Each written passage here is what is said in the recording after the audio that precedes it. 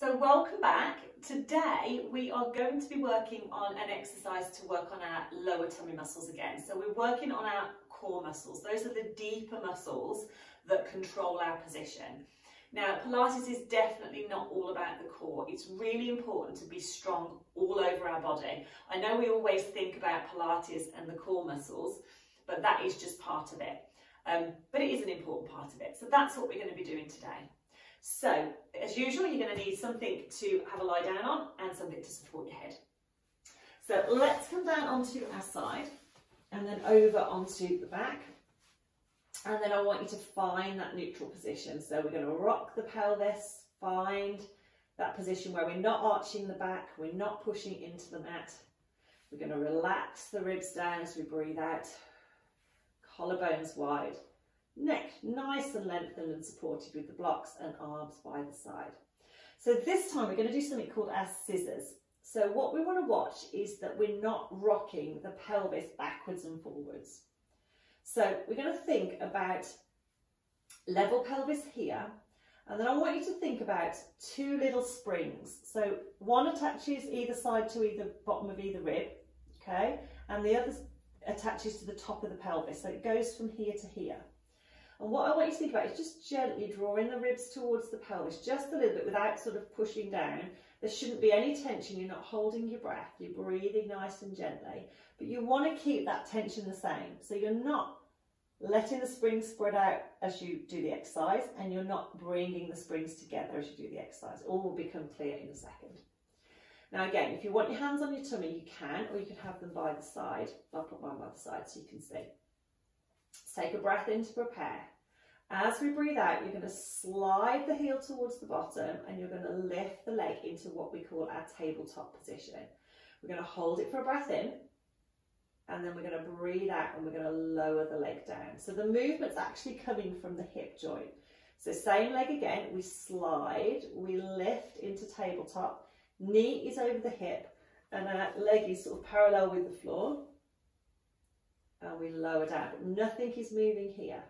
Let's do that again. We slide and lift, hold it there as we take a breath in, breathe out to lower. Let's swap legs. So we slide and then we lift and we hold it for a breath in, and we breathe out, we lower the leg from the hip, and again, so we slide, lift on our breath out, breathe in and hold, breathe out and lower. Last one on this leg. So we slide. This is sort of just to warm us up and get used to the position. Hold. And then we lower down. Now it's really important that you're not feeling it on your lower back and you're not holding your breath. Those are the two things that I want you to really focus on. Breathing and sort of not feeling that you're tensing or feeling it on your back. So what we're going to do now is our taps. So we're going to swap legs again. We're going to take a breath in. As we breathe out, we're going to lift into our tabletop position and we're going to take a breath in. Now this time, as we breathe out, we're going to hinge at the hip and we're going to tap the toe to the mat as if we're dipping it into a puddle of water, and then we're going to bring it back up. So this is where we need to watch what's happening here. We're breathing out and we're breathing in. This bit's staying still. So we're breathing out, we're breathing in, and you should feel that working on your tummy. If that's too much, you can bend the knee to start with, so you tap a bit closer to your bottom and then come up. So you tap a bit closer to your bottom and then you come back up. That will take the pressure off the tummy. But it's keeping that control. In your back, you don't want to feel lift off the mat. And you should feel, again, something working around your tummy. What I'm trying to do is get these muscles working automatically. So we're breathing out to tap, breathing in to come back up. Let's lower that leg. Let's do the same on the other side. This is a little bit harder exercise. So we come up, hold it for a breath in. We breathe out, we tap the toe, and we lift back up. Make sure you're breathing. Breathe out. Breath in. Breath out. Breath in. And we're keeping the pelvis level, we're keeping that length through the spine. Really important you don't feel this on your lower back.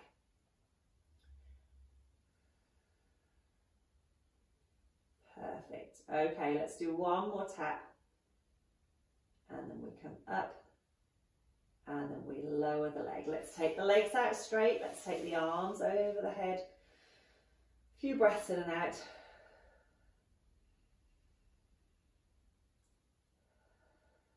And with this one, we're going to come back and we're going to draw the legs in as well. So you can either do one and then swap, or you can bring the other leg in. Have a little stretch, nice breath in. Lots of breathing with these. And then we're going to come back down. Fantastic. Okay, well done everyone. So that was a little bit of a harder exercise, and it's getting those deeper core muscles working. And it's really important that we do exercises to work those muscles at that level before we go on to some of the higher exercises. Because if we aren't getting the right muscles working and then we go on to some of the more challenging exercises, that's when we can use our back or we can use other muscles. You know, at best we're not going to get the benefits of the exercise, and at worst we're going to strain because we're overusing or we're holding our breath. So that is a really nice exercise to practice to wake up those lower tummy muscles, but please work at your own level. The warm-up exercises you can practice first if you've found that the taps were a little bit too challenging, and you can build up to it. But it's a really nice way to get those muscles working. So I will see you again soon for another exercise.